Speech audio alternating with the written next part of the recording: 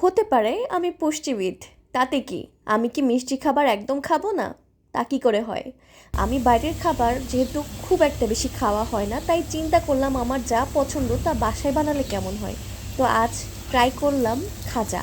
প্রথমবার করছি, এমন না যেটা অনেকবার করা হয়েছে আগে, সেটা না, আমি আমার মতো করে আজকে করলাম। তো অনেক সময় বাইরে যেটা হয় যে ওটা আর একটু লম্বা থাকে, আরও চিকন থাকে, বাট আমি একটু মোটা করেই করেছি।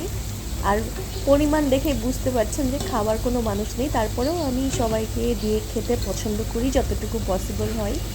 আর এই তো আমার না এরকম বিভিন্ন খাবারের উপর এক্সপেরিমেন্ট করতে খুবই ভালো লাগে। আর আমি বেশিরভাগ সময় বাঙালি বিভিন্ন খাবার রান্না করার চেষ্টা করি, যেগুলো বাংলাদেশের ঐতিহ্যবাহী খাবার। আর এই খাজাটা কিন্তু খুবই জনপ্রিয় খাবার বর্তমানে বাংলাদেশে। আর আমার বাবা প্রায়ই কিন্তু এটা নিয়ে আসতো কিনে।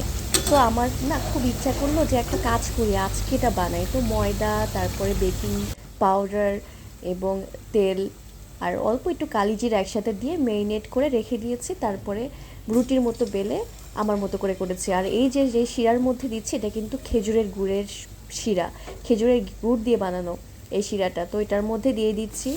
আর ভাজার পর ওইখানে দিয়ে বেশিক্ষণ রাখা যাবে না, শিরাতে অল্প কিছুক্ষণ রাখতে হবে। তো এই যে বাসায় নিজে বানিয়ে কোনো কিছু খেতে আমার খুবই ভালো লাগে। সত্যি বলতে কি, আপনারা শুনলে হয়তো বা হাসবেন, কিন্তু আমি না আমার নিজের রান্না খুব পছন্দ করি।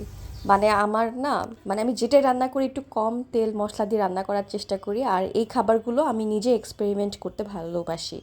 আর ওকে, আজকের ভিডিও এই পর্যন্ত। সবাই ভালো থাকুন, সুস্থ থাকুন, আল্লাহ হাফেজ।